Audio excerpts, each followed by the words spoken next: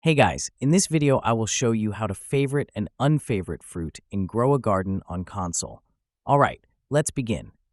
Start by holding the fruit in your hand. On a PlayStation controller, press L2. On an Xbox controller, press LT. Once the item is favorited, a heart icon appears at the bottom of the screen. Favorited items will not be sold when you sell your inventory. To unfavorite a fruit, hold it again and press L2 or LT. The heart icon disappears, allowing you to sell it. To favorite fruit directly in your garden, you'll need the Favorite tool, which you can buy from the gear shop. Each tool has 20 uses. Equip the Favorite tool, walk up to the fruit, and press R2 on PlayStation or RT on Xbox to favorite it.